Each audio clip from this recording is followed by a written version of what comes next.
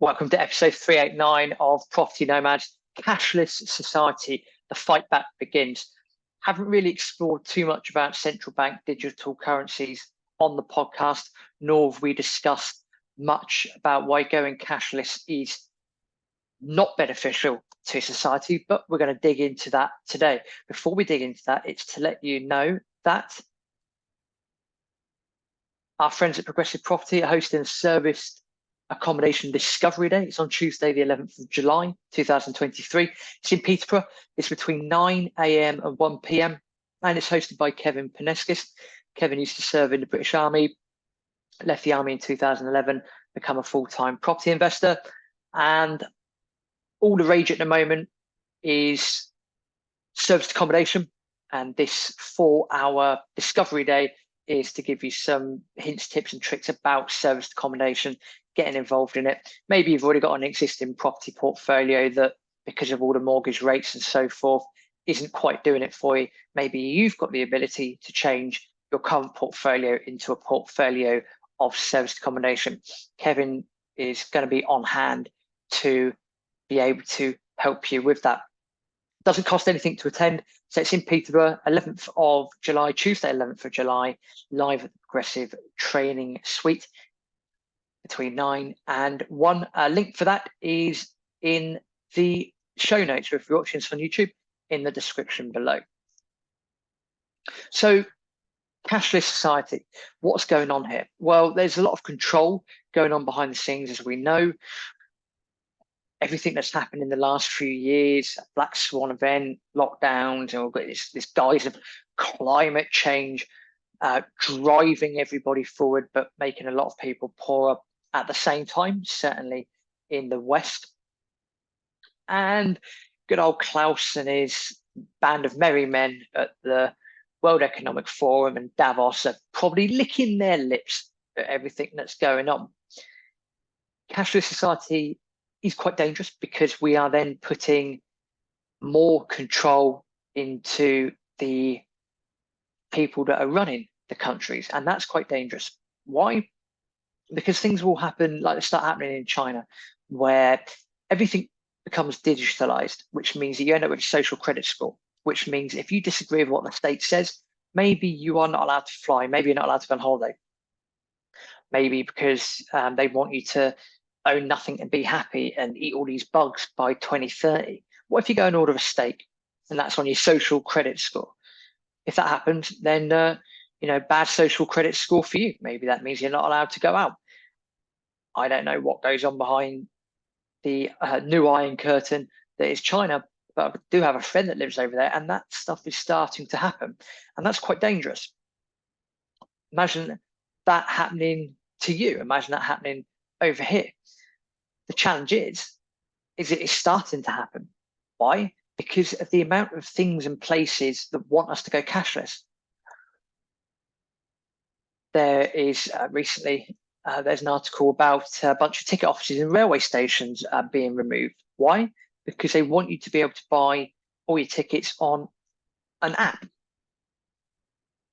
or be able to expect you to navigate all the complex rail fares that we have on one of their funky computer screen things that they have at train stations. By the way, they're always face south, so you can never actually see them because the sun's always on the screen, so it makes it very difficult. You try paying for parking nowadays. If you're driving around and you've got to park up somewhere, either in a bog standard car park or you're doing on-street parking, it's pretty much mostly gone cashless now. You've now got to use an app. You use an app for this, an app for this, an app for that. And it all data tracks at the end of the day, and that's not good for you. Now, you might think, well, Rob, you're making a big deal about this. There's nothing wrong with going cashless. When you are affected by a social credit score in the future, come back and tell me that that's a good thing. It's really not. And we're on the slippery slope. As George Gannon says, we're on that slippery slope and people are just going along with it. People aren't opening their eyes. People aren't challenging the other side. People aren't looking at things, wondering why these things are happening. Why are we going cashless? Ultimately, it's to end up on this universal basic income. So you are at the whim of the state. The state will tell you what to do, when to do it. The state will say jump, you say how high. It's really, really not a good situation to be in. Even simple things like maybe you go to the pub and you want to buy a round of drinks. Maybe that pub doesn't take cash. Why not? Everything's card, everything's card. And you and I know all this data. They're tracking exactly what you're spending. They're tracking where you're spending it because they want to build the best social profile they can of you.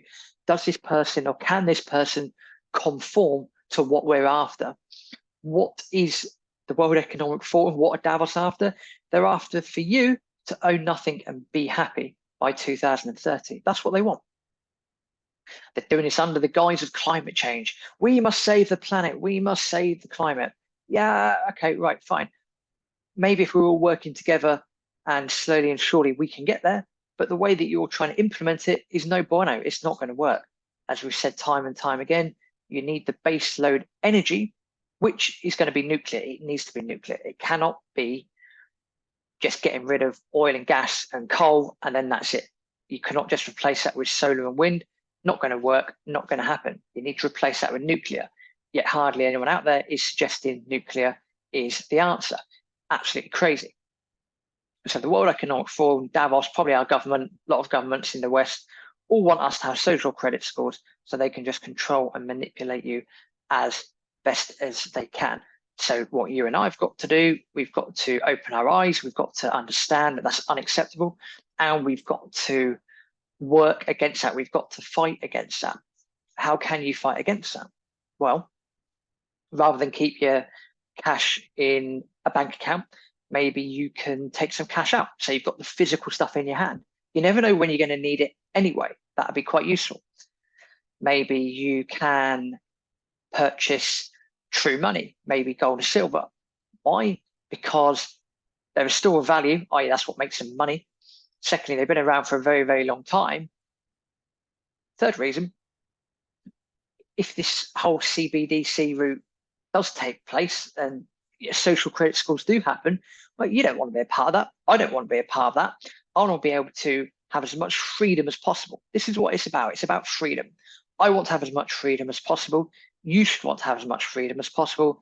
And that does not mean being dictated to by the state about what you can and cannot do. No bueno, I'm not standing for that. You shouldn't stand for that either. By having gold and silver, it gets you out of that system. Similar to an extent Bitcoin, it gets you out of that system, though there are arguments about tracking and so forth on that. To be fair, I don't know too much about Bitcoin, but we don't talk about it too much on the podcast. So for anyone taking a stand against cashless society, then I'm with you. I'm for that 100%. Cash is still king. It should remain king moving forwards, because what you and I cannot do and will not do, we cannot bow to this pressure. We cannot bow to the state telling us what we should and shouldn't be doing. They're our lives. We should be able to do what we want with our lives. I say always within the parameters of the law, of course. But the slippery slope that we're on is very bad. It's not healthy. It's not acceptable. And we have got to make a stand. So keep using cash. Don't get drowned out. And if that means you've got to take your business elsewhere to places that would accept cash, so be it. Because these bigger trends are a way to fight back. If we end up in a stage where we're completely cashless, then we are being controlled by the state, whether we like it or not, and it's going to be exactly like something out of 1984. That is not a good situation to be in. Thank you for listening. Please do like the podcast, subscribe to the podcast on the various podcast platform channels that we're on. If you're watching this on YouTube, press that like button below and that notification bell so you are notified when new videos do pop up. We've got an awful lot of content to get through.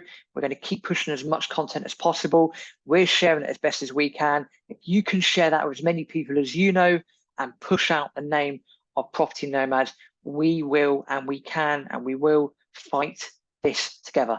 I'll see you in the next video.